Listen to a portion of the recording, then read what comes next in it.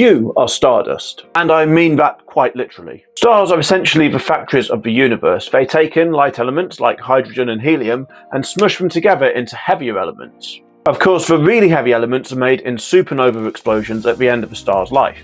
But we are getting way ahead of ourselves talking about that. Stars start out as nebulous clouds of gas, ironically called nebula.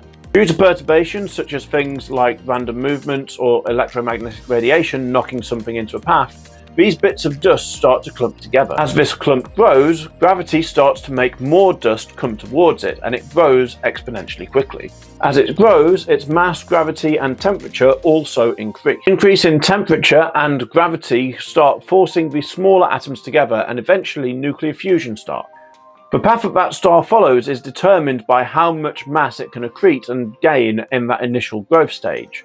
Small stars like our Sun will travel along this upper path, whereas larger stars, such as things like Betelgeuse, or I think it's Sirius, will go along this path here. The upper path, a main sequence star such as our Sun, will burn through all of its fuel relatively steadily for quite a long lifetime. When it's burned through all of its fuel, it will expand into a red giant, where it will shed its outer skin and become a white dwarf before cooling down into a brown dwarf. Heavier stars live fast and die young. They burn a lot brighter and can make slightly heavier elements, and they die in a massive explosion called a supernova. The remnants of these supernovae are either neutron stars or black holes, and they are two of the strangest objects in the universe. And we shall be talking about them in the next two videos, so make sure you're following along. The reason that you are stardust is because all of the elements heavier than helium are made within stars, massive stars, or supernova. At stars, there would not be the elements needed to build the Earth, let alone survive on it or be made ourselves. This has been day 2 of my astrophysics series. Follow along so that you don't miss any. Ask your questions in the comments below. And until next time, I have been Dr. Alex Foden, the Science Wrangler, and I shall see you